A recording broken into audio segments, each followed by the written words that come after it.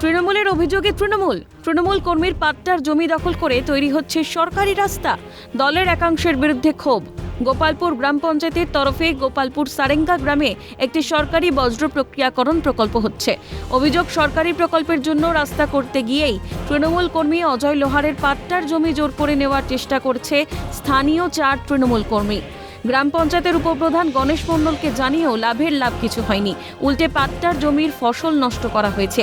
সুবিচার চেয়ে কাকসার বিডিওকে লিখিত অভিযোগ দায়ের করেছেন অজয় লোহার। পার্টি করে এরা পার্টি করে। কোন পার্টি?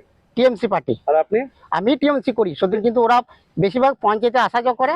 আমার যখন দরকার পড়ে আমি পঞ্চায়েত অফিসে যাই। তো কেন করলো কেন এটা জানি না, আমাকে জিজ্ঞেসও করে নাই, কিছুই নাই। জমিটা পাট্টার জমি? হ্যাঁ, পাট্টার জমি। কার নামে মানে কে জমিটা মানে কে পেয়েছিল? আপনার বাবা? বাবা। বাবার কি নাম? বাবার নাম প্রভাত লোহার। হ্যাঁ। কতদিন ধরে এই জমিটা আপনারা রয়েছে? মোটামুটি ধরুন আমাদের 4 পুরুষ। জমি তো ছিল? হ্যাঁ, পাট্টা জমি। তারপরেও এরকম ধরনের অত্যাচার হচ্ছে? হ্যাঁ, এরকম অত্যাচার হচ্ছে। ভয় দেখাচ্ছে? ভয় দেখাচ্ছে। কি বলছে? ওই বলছে যে আমরা নিয়ে নেবো, গঙ্গা বলছে বেগুন বাড়ি ভেঙেছি, খৈলা বাড়ি ভেঙে দেবো সব। কি কি নাম আপনার? আমার নাম সাধনা লোহা। কি চাইছেন আপনি? আমি চাইছি আমার করে গেছি, আমার মাটির জন্য আমি পাই।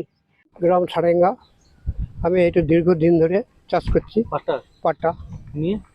ওরা জোর জবরদস্তি এইদিকে ভাঙিয়ে রাস্তা করবে। কেন? কি করবে এখানে?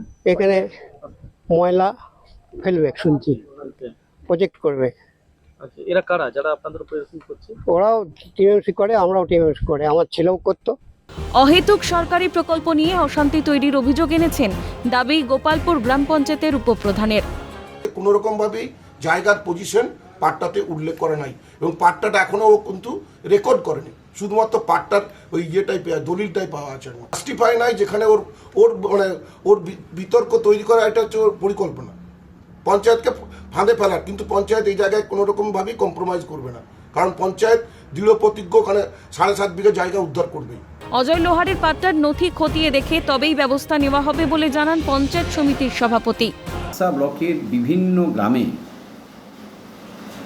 বাম জমানায় বহু ভুয়া পাট্টা দেওয়া হয়েছে ভূমি ও বন কর্মাধ্যক্ষের কাছে, এবং সেই স্থায়ী সমিতিতে ওটা প্লেস করা হবে। সেখানে সিদ্ধান্ত হবে, সেই সিদ্ধান্ত অনুযায়ী আবার ওটা বিএলআর অফিস থেকে ওটা যাবে মহকুমা শাসকের দপ্তরে, তারপর জেলা শাসকের দপ্তরে, এবং সেখান থেকে অনুমোদন পেলে মাননীয় ব্লক ভূমি সংস্কার আধিকারিক তাকে পাট্টা প্রদান করবেন। এ নিয়ে সুর সপ্তমে তুলেছে বিজেপি নেতৃত্ব। এটা অপরাধমূলক কাজ। একজন গরিব মানুষকে পাট্টা কে দিয়েছেন? এখানে সরকার, এখানে প্রধান, এখানে প্রশাসক। সেই প্রশাসকেরই কাজ যদি রক্ষক হয়ে ভক্ষকের কাজ করেন, এর দায় কার? তৃণমূল কংগ্রেসের। সব মিলিয়ে গোটা ঘটনায় বেশ বিড়ম্বনায় পড়েছে শাসক শিবির।